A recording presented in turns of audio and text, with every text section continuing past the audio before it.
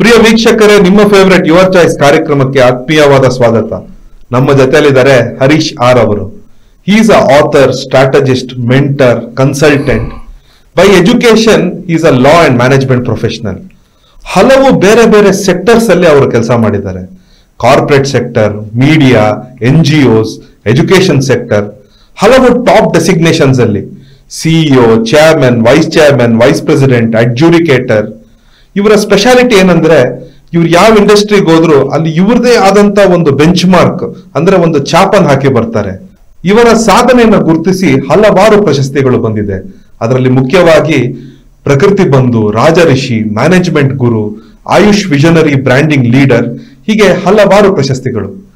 Harish sir, ನಮ್ಮ ಕಾರ್ಯಕ್ರಮಕ್ಕೆ ಆತ್ಮೀಯವಾದ ಸ್ವಾಗತ. ನಮಸ್ಕಾರ ಎಲ್ಲ ಆಯುಷ್ ಟಿವಿ ವೀಕ್ಷಕರಿಗೆ.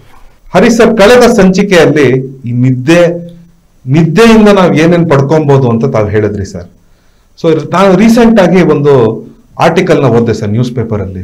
ಇವತ್ತು one of the highest health damaging major cause for concern blood pressure, high blood pressure or low blood pressure. ಈ ಬ್ಲಡ್ ಪ್ರೆಷರ್ ಅನ್ನೋದು ಇವತ್ತು ಒಂಥರ ಯೂನಿವರ್ಸಲ್ ಆಗ್ಬಿಟ್ಟಿದೆ ಸರ್. ಎಲ್ಲಾರ್ಗು ಇರೋಂತ ಒಂದು ಕಾಯಿಲೆ ಅನ್ನೋ ತರ ಆಗ್ಬಿಟ್ಟಿದೆ. ಇದನ್ನ ಹೆಂಗೆ ನಾವು ನಿಯಂತ್ರಣದಲ್ಲಿ ಇಟ್ಕೊಳ್ಳೋದು ಸರ್? ಓಕೆ, ಇವತ್ತು ಬ್ಲಡ್ ಪ್ರೆಷರ್ ಬಗ್ಗೆನೇ ಹೇಳ್ತೀನಿ ನಾನು. ಆ ಹೆಸರಲ್ಲೇ ಐತೆ, ಬ್ಲಡ್ನ ಪ್ರೆಷರ್ ಯಾಕೆ ಕೊಡ್ತೀವಿ ಅಲ್ಲಿಂದನೇ ಶುರು ಆಗುತ್ತೆ. ಪ್ರೆಷರ್ ಏನಕ್ಕಾಗುತ್ತೆ? ನಾನು ಯೂಶ್ವಲಿ ನಮಗೆ ಆತ್ಮೀಯರು ಡಾಕ್ಟರ್ ಸರ್ಕಲ್ ಇದೆ ಅಲ್ಲ, ಹಿಂಗೆ ಮೀಟ್ ಮಾಡುವಾಗ ಸರ್ ನಿಮ್ಮ BP ಇದೆಯಾ ಅಂತಾರೆ. ಯಾಕಂದ್ರೆ ನಾನು ದಪ್ಪ ಇರೋದ್ರಿಂದ ಕೇಳ್ತಾರೆ BP ಇದೆಯಾ ಅಂತಾರೆ. ನಾನು ಚೆಕ್ ಮಾಡಿ ಅಂತೀನಿ, ನಾರ್ಮಲ್ ಇರುತ್ತೆ. ಅವ್ರ ಪ್ರಕಾರ ಏನು ಗೊತ್ತಾ, ನನ್ನ ಎಕ್ಟಿಕ್ ಶೆಡ್ಯೂಲು ತುಂಬ ಬ್ಯುಸಿ, ಬೇರೆ ದಪ್ಪ ಇರೋದ್ರಿಂದ ಇವನು BP ಗ್ಯಾರಂಟಿ ಇರುತ್ತೆ ಅಂತ. ಸಣ್ಣ ದಪ್ಪಗೂ BPಗೂ ಸಂಬಂಧ ಇಲ್ಲ. ಸೊ ಇಲ್ಲಿ ಏನಾಗುತ್ತೆ, ಬ್ಲಡ್ ಪ್ರೆಷರ್ ಬರೋದಕ್ಕೆ ಮೂಲ ಕಾರಣ, ಮತ್ತೆ ಹೇಳ್ತಾ ಇದ್ದೀನಿ, ತುಂಬ ಎಕ್ಸ್ಪೆಕ್ಟೇಷನ್ ಇಟ್ಕೊಂಡ್ರೆ BP ಬರೋದು. ಈ ಎಕ್ಸ್ಪೆಕ್ಟೇಷನ್ ಫುಲ್ಫಿಲ್ ಆಗದೆ ಹೋದರೆ ನ್ಯಾಚುರಲ್ ಆಗಿ ನಮಗೆ ಪ್ರೆಷರ್ ಜಾಸ್ತಿ ಕೊಡ್ತೀವಿ ನಾವು ಶರೀರಕ್ಕೆ. ಹೆಂಗೆ ಕೊಡ್ತೀವಿ ಪ್ರೆಷರ್? ಮತ್ತು ಮೈಂಡೇ ಬರೋದು. ಇದೊಂದು ಕೂಲ್ ಆಗಿತ್ತು ಅಂದರೆ ಲಸರು ಹೋಗುತ್ತೆ. ಇದು ಇಂಪಾರ್ಟೆಂಟ್. ಅದು ಇದಕ್ಕಿಂತ powerful important emotion, heart. Vishnu ಅಂದರೆ ಹಾರ್ಟ್ ಹೋಲಿಸ್ತೀವಿ, ಶಿವ ಅಂದರೆ ಸಬ್ ಕಾನ್ಷಿಯಸ್ ಮೈಂಡು ಅಥವಾ ಸೂಪರ್ ಕಾನ್ಷಿಯಸ್ ಮೈಂಡ್ ಲಿಂಕ್ ಕೊಡೋದು ಯಾರಲ್ಲಿ ದೇವ್ರ ಮೇನು ಸಹಸ್ರಾರ ಚಕ್ರ, ಅಲ್ಲಿ ಶಿವನ್ಗೆ ಹೋಲಿಸ್ತೀವಿ. ಸೊ ನಾವೇನು ಮಾಡಬೇಕಾಗಿರೋದು ಅಂದರೆ ಈ ಭಾವನೆಗಳನ್ನ ಕಮ್ಮಿ ಮಾಡ್ಕೋಬೇಕು. ಏನು ಭಾವನೆ ಅಂದರೆ, ಇವಾಗ ನಿಮ್ಮ ಮದುವೆ ಆಗಿದೆಪ್ಪ, ನಿಮ್ಮ ಹೆಂಡತಿ ಮಕ್ಕಳಿಂದ ಎಕ್ಸ್ಪೆಕ್ಟೇಷನ್ ನಿಮ್ಗೆ ಏನಾರೋ ಜಾಸ್ತಿ ಇತ್ತು, ಅದು ಫುಲ್ಫಿಲ್ ಆಗಿಲ್ಲ ಅಂದಾಗ ಇಮೋಷ್ನಲಿ ಹರ್ಟ್ ಆಗ್ತೀರ. ಹರ್ಟ್ ಆದಾಗ ಪ್ರೆಷರ್ ಶುರು ಆಗುತ್ತೆ. ಅದ್ರ ಎಫೆಕ್ಟು ಶುರು ಆಗಿ ಅದು ಡೈರೆಕ್ಟಾಗಿ ಬ್ರೈನ್ ಹೊಡಿತೈತೆ. ಯಾರ್ಯಾರು BP ಇದೆ ಅವ್ರಿಗೆ ಸ್ಟ್ರೋಕ್ ಆಗೋದು ಚಾನ್ಸಸ್ ಜಾಸ್ತಿ, ಬ್ರೈನ್ಗೆ ಎಫೆಕ್ಟ್ ಆಗುತ್ತೆ, ಹಾರ್ಟ್ ಅಟ್ಯಾಕ್ ಆಗುತ್ತೆ. ಸೊ ಹಾಗಾಗಿ ನೀವು ಇಮೋಷ್ನಲಿ ಡಿಸ್ಕನೆಕ್ಟ್ ಆಗ್ಬೇಕಂದ್ರೆ ಎಕ್ಸ್ಪೆಕ್ಟ್ ಮಾಡಬೇಡಿ. ನಿಮ್ಮಲ್ಲೂ ಜಾಸ್ತಿ ಎಕ್ಸ್ಪೆಕ್ಟೇಷನ್ ಇಟ್ಕೋಬೇಡಿ. ನಾನು ಎಷ್ಟೊಂದು ದುಡ್ಡು ಮಾಡ್ಬೇಕಂತಿದ್ದೆ, ನಾನು ಅತಿ ಶ್ರೀಮಂತ ಆಗ್ಬೇಕಂತಿದ್ದೆ, ನನ್ಗೆ ಹಿಂಗೆಲ್ಲ ಆಗ್ಬೇಕಂತಿದ್ದೆ, ಆಗಿಲ್ಲ. ಹೋಗೇ ಬಿಡು, BP ಬರುತ್ತೆ, ಹೋಗೇ ಬಿಡ್ತೀವಿ ನಾವು. ಯಾಕೆ ಎಕ್ಸ್ಪೆಕ್ಟೇಷನು? ಬಿಟ್ಬಿಡಿ, BP ವಿಲ್ ಬಿ ನಾರ್ಮಲ್. ಅಂದ್ರೆ ತಾವು ಹೇಳೋದು, ತಾವು ಲಾಸ್ಟ್ ಸಂಚಿಕೆಗಳು ಹೇಳಿದ್ರೆ ಸರ್, ಎವ್ರಿ ಡಿಸೀಸ್ಗೆ ಒಂದು ಎಮೋಷನ್ ಲಿಂಕ್ ಆಗಿದೆ ಅಂತ. So the emotion behind BP is expectations. But ಮನುಷ್ಯ ಅಂದ್ಮೇಲೆ ಎಕ್ಸ್ಪೆಕ್ಟೇಷನ್ಸ್ ಇರೋದು ಸ್ವಾಭಾವಿಕ ಅಲ್ವಾ ಸರ್? ಅದೇ ಬ್ಯೂಟಿಫುಲ್ ನಮ್ಮ ಕೃಷ್ಣ ಪರಮಾತ್ಮ ಹೇಳಿರೋದು. ಅವ್ರು ಹೇಳಿರೋದನ್ನೆಲ್ಲ ನಾವು ಚೆನ್ನಾಗಿ ಓದ್ತೀವಿ, ಎಕ್ಸಿಕ್ಯೂಟ್ ಮಾಡಲ್ಲ. ಭಗವದ್ಗೀತೆ ಎಲ್ಲ ಓದ್ತೀವಿ, ರಾಮಾಯಣ ನೋಡ್ತೀವಿ, ಮಹಾಭಾರತ ನೋಡ್ತೀವಿ, ಬಟ್ ಅಪ್ಲೈ ಮಾಡಲ್ಲ. ಅವ್ರ ಫೋಟೋ ಇಟ್ಕೊಂಡು ಪೂಜೆ ಮಾಡ್ತೀವಿ ನಾವು. ಫೋಟೋ ಇಟ್ಕೊಂಡು ಯಾಕೆ ಪೂಜೆ ಮಾಡ್ತೀರಾ? ಗುಣಗಳನ್ನ ನೀವು ಅಳವಡಿಸಿ ನೀವೇ ಅವ್ರು ಆಗ್ಬಿಡಿ. ಕೃಷ್ಣ ಏನು ಹೇಳಿದಿಲ್ಲ, ಈ ಎಕ್ಸ್ಪೆಕ್ಟೇಷನ್ ಇಟ್ಕೋಬೇಡ ಅಂತ ಅವ್ನು ಹೇಳಿಲ್ಲ. ಇವಾಗ ಗೋಲ್ ಇರಬೇಕು. ಗೋಲ್ ಇದ್ದಾಗ ನಾವು ಡ್ಯೂಟಿ ಮಾಡೋ, ಅದೇ ಕರ್ಮ ಮಾಡೋ. ಬಟ್ ಹಿಂಗೆ ಆಗ್ಬೇಕು ಅಂತ ಫ್ರೂಟ್ಸ್ ನಿನ್ ಕೈಯಲ್ಲಿ ಐತಾ? ನಿಜ ಇದೆ. ನೀವು ಯಾರು ನೋಡ್ತಿದ್ರೆ, ನೀವು ಏನೇನು ಅನ್ಕೊಂಡಿದ್ರೆ ಫುಲ್ಫಿಲ್ ಆಗಿದೆ ಅಂತ ನೀವು ಚೆಕ್ ಮಾಡಿ. 100% ಅಲ್ಲಿ ಅನ್ಕೊಂಡಿದ್ದೆ ಒಂದು, ಆಗಿರೋದೇ ಇನ್ನೊಂದು. ಯಾಕೆ ಅಂದರೆ ನಮ್ಗಿಂತ ಚೆನ್ನಾಗಿ ಗೊತ್ತು ಅವನಿಗೆ ನಮ್ಗೆ ಏನು ಕೊಡಬೇಕು ಅಂತ.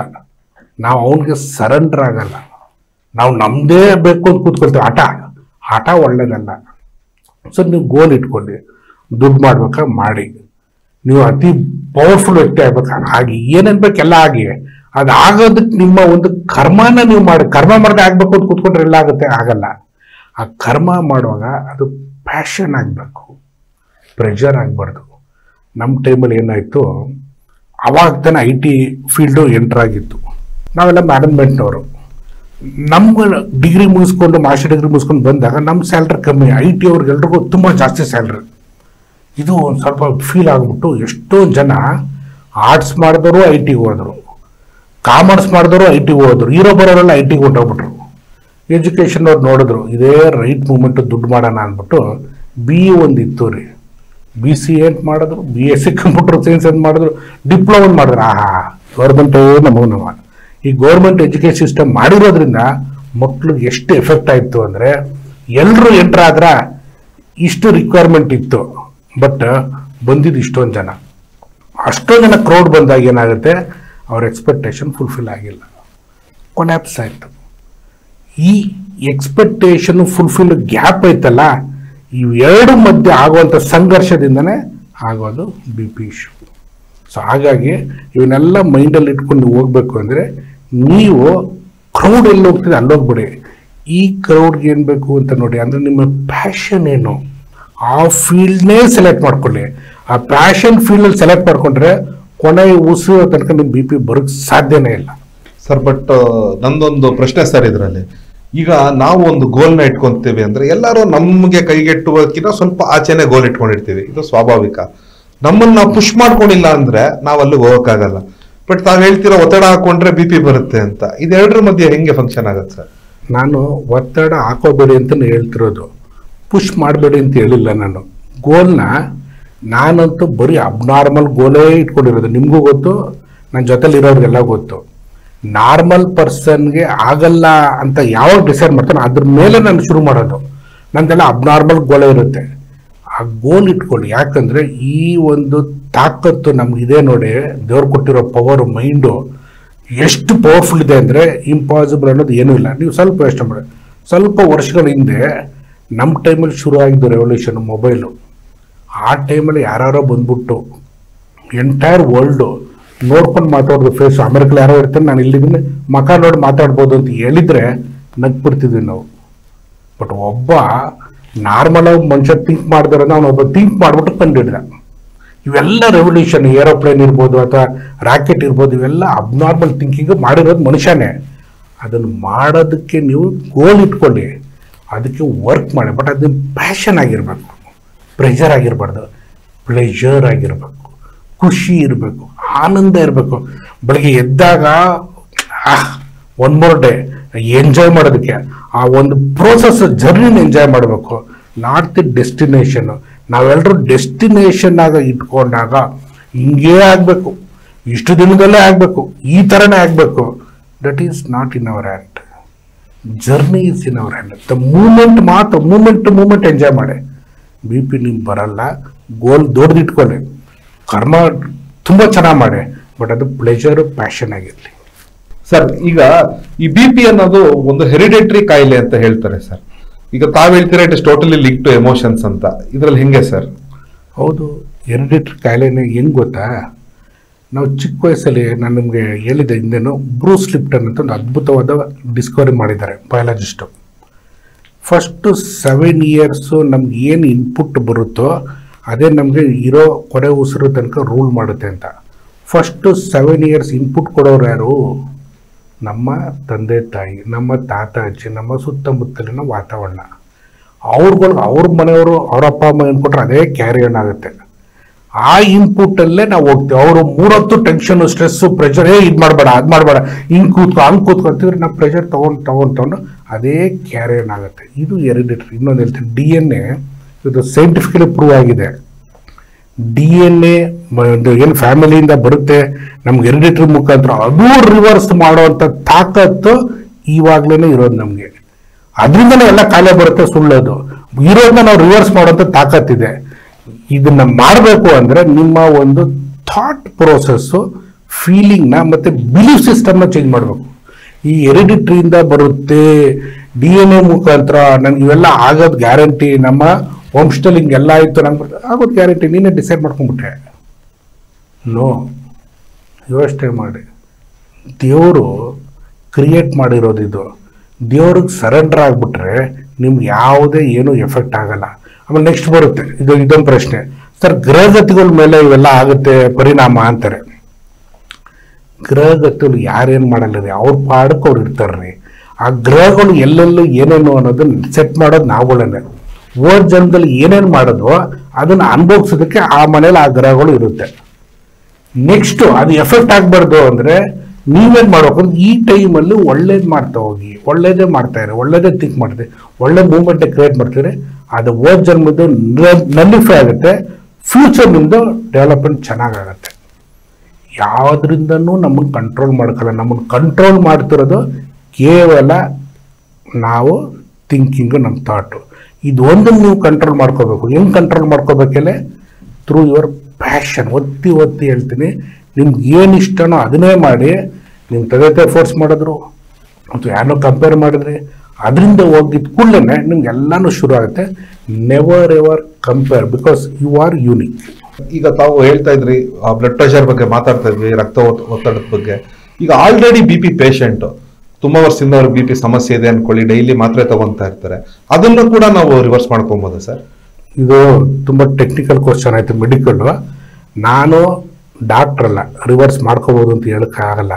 ಬಟ್ ನಾನು ಹೇಳ್ತಾ ಇದ್ದೀನಿ, ನನಗೆ ಪರ್ಸ್ನಲಾಗೆ BP ಬಂತು ಅಂತ ತಿಳ್ಕೊಳ್ಳಿ, ನಾನಂತೂ ಟ್ಯಾಬ್ಲೆಟ್ ತೊಗೊಳ್ಳಲ್ಲ. ಯಾಕೆ ಅಂತಿದ್ದೀನಿ, ನನ್ನ ಪರ್ಸ್ನಲ್ ಇದು. ಏನಕ್ಕೆ ಅಂದರೆ ಟೆಸ್ಟ್ ಮಾಡಕ್ಕೆ ಹೋದಾಗ BP ಕಾಣಿಸ್ಕೊಳ್ಳುತ್ತೆ. ಯಾಕೆ ಅಂದರೆ ಏನೋ ಪ್ರೆಷರ್ ಆಗಿರುತ್ತೆ, ನಮ್ಗೆ ಏನೋ ಒತ್ತಡ ಆಗಿರುತ್ತೆ. ಸ್ವಲ್ಪ ಗ್ಯಾಪ್ ಕೊಡಬೇಕು. ಗ್ಯಾಪು ಒಂದು ಫ್ಯೂ ಅವರ್ಸ್ ಕೊಡಬೇಕು, ನಾರ್ಮಲ್ ಆಗಬೇಕು, ಮತ್ತೆ ಚೆಕ್ ಮಾಡಬೇಕು. ಮತ್ತೆ ಕಾಣಿಸ್ಕೊಳ್ತಾ ಟೇಕ್ ಅನದರ್ 1 day 2 day ಮತ್ತೆ ಚೆಕ್ ಮಾಡಿ. ನಾರ್ಮಲ್ ಆಗ್ಬೇಕಂದ್ರೆ ಏನು ಮಾಡ್ಬೇಕು ಅಂದರೆ BP ನಾರ್ಮಲ್ ಆಗ್ಬೇಕಂದ್ರೆ ಮೆಡಿಟೇಷನ್ ಮಾಡಬೇಕು ಅಂತ ಡಾಕ್ಟ್ರು ಹೇಳ್ತಾರೆ ಅಂತ ತಿಳ್ಕೊಳ್ಳಿ. ಅದು ಇನ್ನೂ ಹೈಯೆಸ್ಟ್ BP ಬರುತ್ತೆ. ಏನಕ್ಕೆ ಅಂದರೆ ಮೆಡಿಟೇಷನ್ ಕೂತ್ಕೊಳ್ತಾರೆ, ಮನೆಗೆ ಹೋಗ್ಬಿಟ್ಟು ಕೂತಿದ್ಕೊಳ್ಳೆ ಮನೇಲಿ TV ಆನ್ ಮಾಡ್ತಾರೆ. TV ಆನ್ ಮಾಡ್ಕೊಂಡು ಡಿಸ್ಟರ್ಬ್ ಆಗ್ಬಿಟ್ಟು TV ಆಫ್ ಮಾಡಿ ನಾನು ಮೆಡಿಟೇಷನ್ ಕೂತ್ಕೊಂಡು ಗೊತ್ತಾಗ್ತಿಲ್ವಾ, BP ಮತ್ತೆ ಜಾಸ್ತಿ ಆಯ್ತು. ಮತ್ತೆ ಮೆಡಿಟೇಷನ್ ಮಾಡ್ಬೇಕಂತ ಕೂತ್ಕೊಳ್ತಾರ, ಮಕ್ಕಳು ಫೋನ್ ಮಾಡ್ತಾರೆ, ಮತ್ತೆ ಟೆನ್ಷನ್ ಹೊಟ್ಟು ಕಿರ್ಚಿಕ್ ಶುರು ಮಾಡ್ತೀರಾ, BP ಜಾಸ್ತಿ ಆಯಿತು.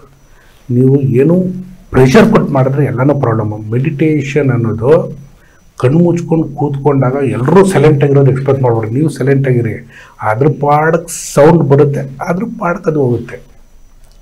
ಅನ್ಇನ್ವೈಟೆಡ್ ಗೆಸ್ಟ್ ಇದ್ದಂಗೆ ತುಂಬ ಟ್ರೀಟ್ ಮಾಡೋಕ್ಕೆ ಹೋಗ್ಬೇಡಿ. ಸೌಂಡ್ ಇರ್ಬೋದು ಅಥವಾ ನಿಮ್ಗೆ ಒಳಗಡೆ ಬರುವಂಥ ಥಾಟ್ ಪ್ರೊಸೆಸ್ ಇರ್ಬೋದು, ಅದ್ರ ಪಾಡಕ್ಕೆ ಬರುತ್ತೆ, ಅದ್ರ ಪಾಡಕ್ಕೆ ಹೋಗುತ್ತೆ. ಸುಮ್ಮನೆ ನೀವು ಸೈಲೆಂಟಾಗಿ ಕೂತ್ಕೊಳ್ಳೋಕ್ಕಾಗ್ತಿಲ್ಲ, ಸುಮ್ಮನೆ ಉಸಿರಾಟ ನೋಡ್ತಾ ಇರಿ. ಸುಮ್ಮನೆ ಕೂತಿರಿ. ನೀವೆಲ್ಲರೂ ಹೋಗ್ತೀರಿ, ಕಾಫಿ ಕುಡಿಗೆ ಹೋಗ್ತೀವಪ್ಪ, ಕಾಫಿ ಕುಡಿದಾಗ ಒಂಥರ ರಿಲ್ಯಾಕ್ಸ್ ಆಗುತ್ತೆ. ಯಾಕೆ ಅಂದರೆ ಕಾಫಿ ಕುಡಿಯುವಾಗ ನಾವು ಸಿಪ್ ಮಾಡ್ತೀವಿ, ಟೇಸ್ಟ್ನ ನೋಡ್ತೀವಿ, ರಿಲ್ಯಾಕ್ಸ್ ಆಗುತ್ತೆ ಅಂತ ಫೀಲ್ ಮಾಡ್ತೀವಿ. ಈ ಪ್ರೋಸೆಸ್ ಏನೆಲ್ಲ ಮೈಂಡ್ ಸ್ವಲ್ಪ ಸೈಲೆಂಟ್ ಆಗುತ್ತೆ, ನಮ್ಗೆ ನಿಜವಾಗ್ಲೂ ಒಂಥರ ಕೂಲ್ ಆಗುತ್ತೆ. ಕಾಫಿ ಕುಡಿದಪ್ಪ ಸ್ವಲ್ಪ ರಿಲ್ಯಾಕ್ಸ್ ಆದೆ. ಸೊ ಇವೆಲ್ಲ ರಿಲ್ಯಾಕ್ಸ್ ಆಗೋದು, ಈ ಮೈಂಡ್ನ ಸೈಲೆಂಟ್ ಮಾಡಿದ್ರೆ ರಿಲ್ಯಾಕ್ಸ್ ಆಗೋದು. ದೇವಸ್ಥಾನಕ್ಕೆ ಹೋಗ್ತೀವಿ, ಯಾಕೆ ಏನು ಮಾಡ್ತೀವಲ್ಲ ದೇವಸ್ಥಾನಕ್ಕೆ ಹೋದಾಗ, ಫಾರ್ ಎಕ್ಸಾಂಪಲ್ ತಿರುಪತಿಗೆ ಹೋಗ್ತೀವಪ್ಪ, ವೆಂಕಟೇಶ್ವರ ದರ್ಶನ ಮಾಡಬೇಕು. ಈ ಸುಮಾರು ಟೆನ್ಷನ್ ಇರುತ್ತೆ, ಸಾಲ ಇರುತ್ತೆ, ಹೆಲ್ತ್ ಪ್ರಾಬ್ಲಮ್ ಇರುತ್ತೆ, ಫ್ಯಾಮಿಲಿ ಇಶ್ಯೂ ಇರುತ್ತೆ, ಎಲ್ಲ ಟೆನ್ಷನ್ ಇದೆ. ಬಟ್ ನೀವು ಅದೇ ಥಾಟ್ ಪ್ರೋಸೆಸ್ಸಲ್ಲಿ ನೀವು ಹೋಗಲ್ಲ. ಅಲ್ಲಿ ಹೋಗಿದ್ ಕೂಡಲೇ ಗೋವಿಂದ ವೆಂಕಟೇಶ್ವರ ಗೋವಿಂದ ಅಂದ್ಕೊಂಡು ಆ ಪ್ರೋಸೆಸ್, ಆ ಜರ್ನಿ ಇನ್ನು ಸ್ವಲ್ಪ ದೇವ್ರ ದರ್ಶನ ಆಗುತ್ತೆ. ಆ ಫೀಲು, ಇಮೋಷನಲ್ ಮಿಕ್ಕಿದೆಲ್ಲ ಮರ್ತಿರ್ತೀರ. ಅಲ್ಲಿ ಹೋದಾಗ ದೇವ್ರು ಸಿಗೋದೆ ನಮಗೆ ಫ್ಯೂ ಮೂಮೆಂಟ್ಸು. ಆ ಮೂಮೆಂಟ್ನ ಅಲ್ಲಿ ಫೋಕಸ್ ಮಾಡ್ತೀರಾ, ಥಾಟ್ಲೆಸ್ ಆಗ್ತೀರಾ.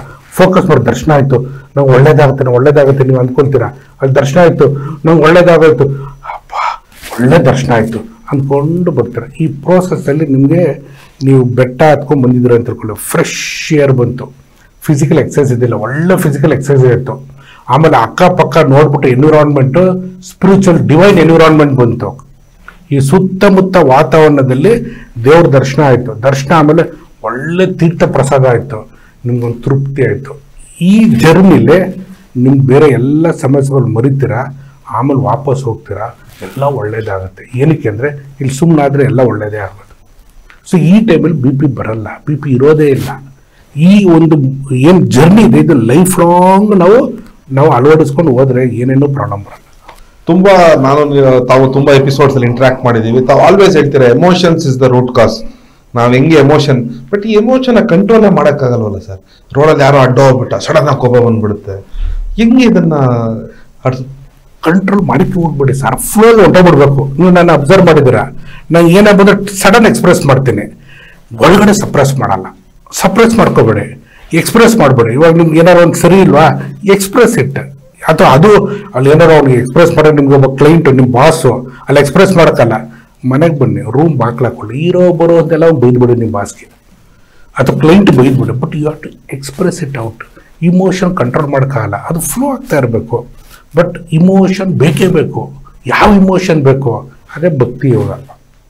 ನೀವು ಸಕಾರಾತ್ಮಕವಾದಂಥ ಇಮೋಷನ್ ಡೆವಲಪ್ ಮಾಡಿ. ಹೆಂಗೆ ನೀವು ಒಂದು ಲವರ್ಗೆ ನೀವು ಇಮೋಷನ್ ಡೆವಲಪ್ ಮಾಡ್ತೀರಾ, ಆ ಲವ್ನ ಸ್ವಲ್ಪ ತಿರುಗಿಸ್ಬಿಟ್ಟು ದೇವ್ರ ಮೇಲೆ ತೋರಿಸಿ, ಪ್ರಕೃತಿಗೆ ತೋರಿಸಿ, ಗಿಡ ಮರಗಳ ಮೇಲೆ ತೋರಿಸಿ, ಆಮೇಲೆ ನಿಮ್ಮ ಸುತ್ತಮುತ್ತ ಇರೋ ಜನರ ಮೇಲೆ ತೋರಿಸಿ. ಅದು ಇಮೋಷನ್ನೇ. ಇಮೋಷನ್ ಬೇಕೇ ಬೇಕು ನಿಮ್ಮ ಡೆವಲಪ್ಮೆಂಟ್ಗೆ. ಬಟ್ ಯಾವ ಇಮೋಷನ್ ಚಾಯ್ಸ್ ನಿಮ್ಮದು. ಸರ್, ಈಗ ಈ BP ಅನ್ನೋದು ನಮ್ಮ ಕೈಯಲ್ಲಿ ಮಾತ್ರ ಇಲ್ಲ ಸರ್, ನಮ್ಮ ಸುತ್ತಮುತ್ತಲಿನ ಜನ. ಈಗ ನಾನ್ ಸುಮ್ಮನೆ ಇರ್ತೀನಿ ಅನ್ಕೊಳ್ಳಿ ಸರ್, ಫಾರ್ ಎಕ್ಸಾಂಪಲ್ ಯಾರೋ ಬರ್ತಾರೆ, ಏನೋ ಹೇಳ್ತಾರೆ, ಕೋಪ ಬರ್ಸ್ತಾನೆ, ಹಿಂಗ್ ಕೂತ್ಕೊಬೇಡ, ಹಂಗ್ ಕೂತ್ಕೊಬೇಡ, ಹಂಗಿರ್, ಕೈ ಇಟ್ಕೊ, ಹಂಗಿಟ್ಕೊ ಅಂದಾಗ ಅದು ನಾನ್ ಸೆಲ್ಫ್ ಕಾಸ್ಟ್ ಅಲ್ಲ ಸರ್, ನನ್ನ ಎಮೋಷನ್ಸ್, ನನ್ನ ಫೀಲಿಂಗ್ಸ್ ಎಲ್ಲ ಚೆಕ್ ಅಲ್ಲೇ ಇದೆ. ಬಟ್ ಇನ್ನೊಬ್ಬರು ಹಂಗ್ ಮಾಡಿದಾಗ ಆ ಸ್ಟಿಮ್ಯುಲಸ್ ಅಲ್ಲಿ ನಮ್ಗೆ ಇರಿಟೇಟ್ ಆಗಿ BP ಬಂದ್ರೆ ಅದನ್ನ ಹೆಂಗ್ ಹ್ಯಾಂಡಲ್ ಮಾಡೋದು? ಇದು ದಿನನಿತ್ಯ ಎಲ್ರಿಗೂ ಆಗ್ತಿರೋವಂಥದ್ದು. ಹಿಂದೆ ಏನು ಮಾಡೋರು ಗೊತ್ತಾ, ಇವೆಲ್ಲ ಆಗಬಾರ್ದು ಅಂದ್ಬಿಟ್ಟೇ ಕಾಡ್ಗೆ ಹೋಗ್ಬಿಡೋರು. ಯಾಕಂದ್ರೆ ಅವ್ರದ್ದೊಂದು ಗೋಲ್ ಇತ್ತು. ಆ ಗೋಲ್ನ ಫುಲ್ಫಿಲ್ ಮಾಡ್ಬೇಕಂದ್ರೆ ಈ ಸುತ್ತಮುತ್ತ ಜನರ ಮೇಯ್ನ್ ರೂಟ್ ಕಾಸು ಆ ಗೋಲ್ನ ರೀಚ್ ಮಾಡ್ದಾರಂಗೆ ನೋಡ್ಕೊಳ್ಳೋವಂಥವ್ರು. ಬೇಡವೇ ಬೇಡ ಅಂತ ಕಾಡ್ಗೆ ಹೋಗೋರು. ಅಲ್ಲೋಗಿ ತಪಸ್ಸು ಮಾಡಿಬಿಟ್ಟು ಅವರು ಸಿದ್ಧಿ ಮಾಡ್ಕೊಂಡು ಬರೋರು. ಇವತ್ತು ನಾವು ಕಾಡ್ಗೆ ಹೋಗೋ ಅವಶ್ಯಕತೆ ಇಲ್ಲ. ಯಾಕೆಂದರೆ ಕಾಡೇ ಇಲ್ಲ. ಹೋದ್ರೂ ಅದಕ್ಕೊಂದು rules and regulation, forest department ಎಲ್ಲ ಬಂದ್ಬಿಡುತ್ತೆ.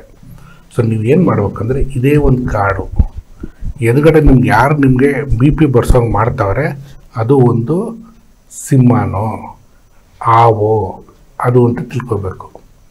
ಈಗ ನೀವೇನು ಮಾಡ್ಬೇಕು ಹೇಳಿ, ಅವ್ನು ಮಾಡುವಾಗ ರಿಯಾಕ್ಟ್ ಮಾಡಲಿ ಅಂತಲೇ ಅವ್ನು ಮಾಡ್ತಿರೋದು.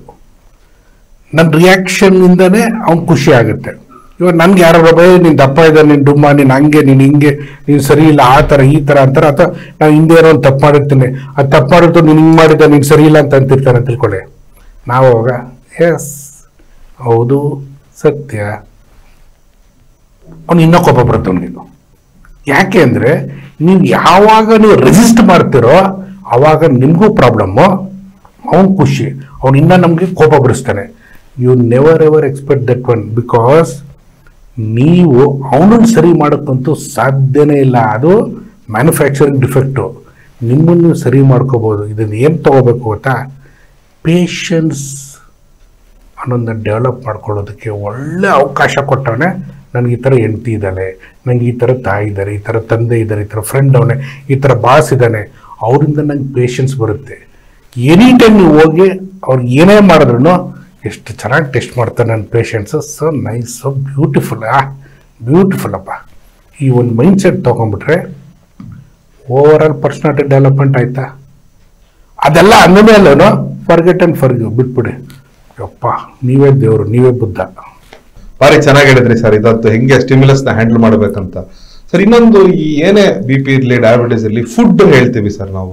ಈಗ BP ಫಾರ್ ಎಕ್ಸಾಂಪಲ್ ಸಾಲ್ಟ್ಸ್ ಬಾರಿ, ಟ್ರಾನ್ಸ್ ಫ್ಯಾಟು ಬಾರಿ ಕಮ್ಮಿ ಕನ್ಸ್ಯೂಮ್ ಮಾಡ್ಬೇಕಂತ ಹೇಳ್ತೀವಿ. ಸೊ ಈ ಫುಡ್ ಬಾರಿ ದೊಡ್ಡ ಇಂಪ್ಯಾಕ್ಟ್ ಇದ್ದೇ ಇರುತ್ತಲ್ವಾ sir? Food very very important. ನಾನು ಏನು ಗೊತ್ತ ಹೇಳೋದು, ನೀವು ಏನು ತಿನ್ನಬೇಕು ಅನ್ಸುತ್ತೋ ಅದನ್ನು ತಿನ್ನಿ. ಒಳ್ಳೆಯದನ್ನು ವಿಪರೀತ ತಿನ್ನಕ್ಕೆ ಹೋಗ್ಬೇಡಿ, ಅದು ವಿಷ ಆಗುತ್ತೆ. ಅಮೃತನೂ ವಿಷ ಆಗುತ್ತೆ. ಇದು ತಿನ್ನಬಾರ್ದು ಅನ್ನೋದನ್ನು ಬೇಕೇ ಬೇಕು ನಮಗೆ. ಸೊ ಅದನ್ನು ಬೇಕಾಗುತ್ತೆ. ನೀವು ಏನಾಗುತ್ತೆ ಗೊತ್ತಾ, ಉಪ್ಪು ಬಿಟ್ಟರೆ ಲೋ BP ಬರುತ್ತೆ, ಅವಾಗ ಟ್ಯಾಬ್ಲೆಟ್ ತೊಗೋಬೇಕಾಗತ್ತೆ ನೀವು.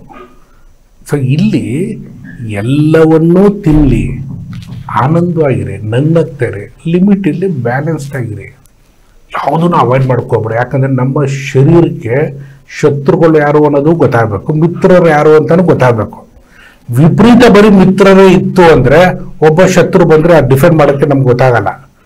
ಶತ್ರುನೂ ಇರಬೇಕು, ಅವನನ್ನು ಮೆಟ್ನಿಲ್ಲೋ ಅಷ್ಟು ತಾಕತ್ತಿರ್ಬೇಕಂದ್ರೆ ಇಮ್ಯೂನ್ ನಮ್ದು ಅಷ್ಟು ಬೂಸ್ಟ್ ಆಗಬೇಕು. ಇಮ್ಯುನಿಟಿ ಬೂಸ್ಟ್ ಆಗೋದು ಕೇವಲ ನಿಮ್ಮ ಮೈಂಡ್ ಸೆಟ್ಟಿಂದ. It will play major. ನೋಡಿ, ಒಂದು ಹೇಳ್ಬಿಡ್ತೀನಿ, ಕಣ್ಣಿಗೆ ಕಾಣಿಸೋದು ಯಾವುದಕ್ಕೂ ಶಕ್ತಿ ಇಲ್ಲ ರೀ. ಕಣ್ಣಿಗೆ ಕಾಣಿಸ್ತಿರೋದಕ್ಕೆ ವಿಪರೀತ ಶಕ್ತಿ ಇರೋದು. ಇವಾಗ ಲವ್ ಕಾಣಿಸುತ್ತಾ? ಕಾಣಿಸಲ್ಲ. ಬಟ್ ಲವ್ ಬೇಸ್ ಮೇಲೆನೆ ಎಂಟೈರ್ ಯೂನಿವರ್ಸು ಕ್ರಿಯೇಟ್ ಆಗಿರೋದು. ಲವ್ ಬೇಸ್ ಮೇಲೆನೆ ಫ್ಯಾಮಿಲಿ ನಿಂತಿರೋದು. ನೀವು ಯಾವುದೇ ಎಕ್ಸಾಂಪಲ್ ತಗೊಳ್ಳಿ, ಒಂದು ದೇವಸ್ಥಾನ ತಗೊಳ್ಳಿ, ತಾಜ್ ಮಹಲ್ ತಗೊಳ್ಳಿ, ಏನಾರು ತಗೊಳ್ಳಿ, ಲವ್ ಇದೆ. ಲವ್ ತೋರಿಸಿ. ಕಾಣಿಸ್ತಿರೋದನ್ನ ನಂಬಿ ಕಾಣಿಸೋದು ಯಾವುದು ನಂಬೇಡಿ. ಉಪ್ಪು ಕಾಣಿಸುತ್ತೆ, ಕಾಣಿಸ್ತಿರೋದು ನಿಮ್ಮ ಬಿಲೀಫ್ ಸಿಸ್ಟಮ್ನ ನಂಬಿ. ಇದು ಒಂದು ಲೇಜಿ ಪ್ರಶ್ನೆ ಅಂತಾನೆ ಅನ್ಕೊಳ್ಳಿ, ನನ್ನ ನೀವು ಬೈಕೊಂಡ್ರು ಪರವಾಗಿಲ್ಲ.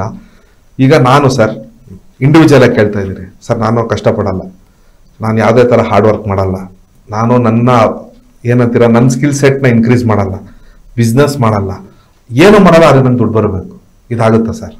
ಸೊ ಬ್ಯೂಟಿಫುಲ್, ಎಲ್ಲರೂ ಅದೇ ಎಕ್ಸ್ಪೆಕ್ಟ್ ಮಾಡ್ತಾ ಇರೋದು. ಇದಕ್ಕೆ ಉತ್ತರ ಕೊಡ್ತೀನಿ ಕೇಳಿ. ನೀವು ಇರೋ ಕಡೆನೇ ದುಡ್ಡು ಬರಬೇಕು, ನೀವು ಮಾತ್ರ ಏನು ಎಫರ್ಟ್ಸ್ ಹಾಕಲ್ಲ. ಅದಕ್ಕೆ ನೀವು ಮಾಡಬೇಕಾದ್ರೆ ಒಂದೇ ಒಂದು, ಇವತ್ತು ಇನ್ಕ್ರೀಸ್ ಆ್ಯಂಡ್ ಎನ್ಹ್ಯಾನ್ಸ್ ಯುವರ್ ಅವರ ಲೆವೆಲ್ ಇದೆ ನೋಡಿ. ನನ್ನ ಕಣ್ಣಿಗೆ ಕಾಣಿಸ್ತಿರೋದು ತುಂಬ ಪವರ್ಫುಲ್ ಒಂದೇ, ಅದು ಇನ್ಕ್ರೀಸ್ ಆಗಬೇಕು. ಸ್ವಲ್ಪ ಯೋಚನೆ ಮಾಡಿಪ್ಪ.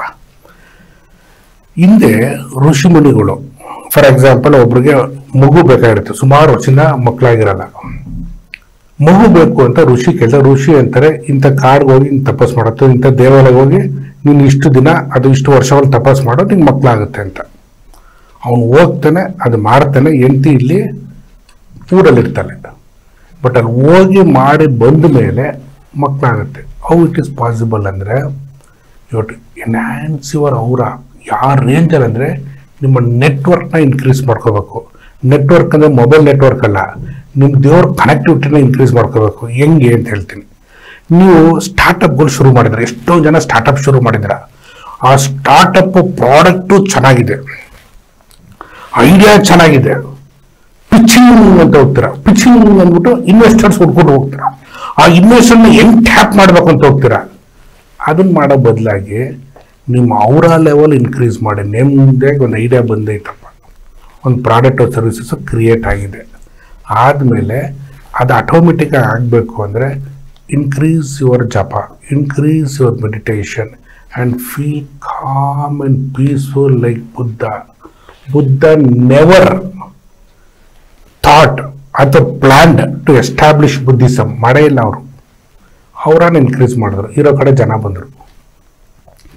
Jesus Christianity entire world rule ಮಾಡಬೇಕು ಅಂತ ಅವರು ಸ್ಥಾಪನೆ ಮಾಡಲೇ ಇಲ್ಲ, ಅವರ ಇನ್ಕ್ರೀಸ್ ಮಾಡಿದ್ರು. ಮಿಕ್ತವರೆಲ್ಲ ಅವ್ರು ಹೇಳ್ದಂಗೆ ಕೇಳೋಂಗಾದ್ರು, ಅವ್ರು ಹೇಳೂ ಇಲ್ಲ, ಅವರಲ್ಲಿ ಅವ್ರು ಕೆಲಸ ಮಾಡ್ತು.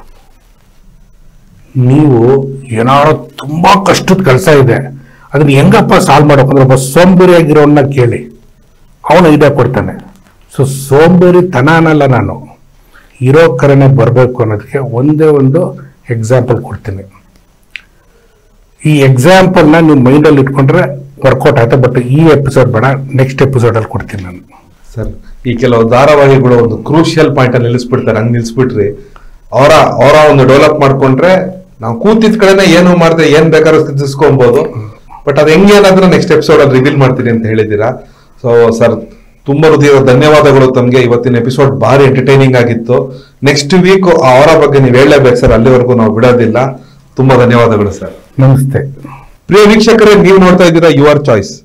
ಇಂಪಾಸಿಬಲ್ ಅಲ್ಲಿರೋ ನ ತೆಗೆದಿ ಪಾಸಿಬಲ್ ಅನ್ನೋದೇ ಯುವರ್ ಚಾಯ್ಸ್. ಅಂದ್ರೆ ಹೊರನ ಇನ್ಕ್ರೀಸ್ ಮಾಡಿದ್ರೆ ಏನೋ ಮಾಡದೇ ಇರಂಗೆ ಕೂತಿರೋ ಕಡೆನೆ ಏನ್ ಬೇಕಾದ್ರೂ ಫಿನಾನ್ಷಿಯಲಿ ಇಂಪ್ರೂವ್ ಆಗೋದು. ಅದರ ಸೀಕ್ರೆಟ್ಸ್ ಏನು ಅನ್ನೋದನ್ನ ನೆಕ್ಸ್ಟ್ ಎಪಿಸೋಡ್ ಅಲ್ಲಿ ನೋಡೋಣ. ಅದಷ್ಟೇ ಅಲ್ಲ, ನಿಮ್ಮ ಲೈಫ್ ನ ನೀವು ಚೇಂಜ್ ಮಾಡ್ಕೊಬೇಕಾ, ನೀವೊಂದು ಬಿಸ್ನೆಸ್ ರನ್ ಮಾಡ್ತಾ ಇದ್ದೀರಾ, ಆ ಬಿಸ್ನೆಸ್ ನ ನೆಕ್ಸ್ಟ್ ಲೆವೆಲ್ ತಗೊಂಡೋಗ್ಬೇಕಾ, ಹರೀಶ್ ಸರ್ ಅವರ ಬಿಸ್ನೆಸ್ ಕನ್ಸಲ್ಟೆನ್ಸಿ ಸರ್ವಿಸಸ್ ನ ಅವೇಲ್ ಮಾಡಿ ನೀವು personally as a person improve ಆಗಬೇಕಾ, ನಿಮಗೆ ಏನೇ ತರ ಸಮಸ್ಯೆ, ಪರ್ಸನಲ್ ಪ್ರಾಬ್ಲಮ್ಸ್ ಇರ್ಬೋದು, ಫಿನಾನ್ಷಿಯಲ್ ಪ್ರಾಬ್ಲಮ್ಸ್ ಇರ್ಬೋದು, ಇಲ್ಲ ಕೆರಿಯರ್ ವೈಸ್ ಇಂಪ್ರೂವ್ಮೆಂಟ್ ಬೇಕಾಗಿರ್ಬೋದು, ಅದೆಲ್ಲದಕ್ಕೂ ಹರೀಶ್ ಸರ್ ಟ್ರೈನಿಂಗ್ ಪ್ರೋಗ್ರಾಮ್ ನಿಮಗೆ ಬಿಗ್ ವೇ ಅಲ್ಲಿ ಹೆಲ್ಪ್ ಆಗುತ್ತೆ. ಕೆಳಗೆ ಕಾಣುವ ನಮ್ಮ ದೂರವಾಣಿ ಸಂಖ್ಯೆಗೆ ಕರೆ ಮಾಡಿ. ಇದು ಯುವರ್ ಚಾಯ್ಸ್, ನೋಡದೆ ಲೈಫ್ ಚೇಂಜ್ ಆಗುತ್ತೆ. ಧನ್ಯವಾದಗಳು.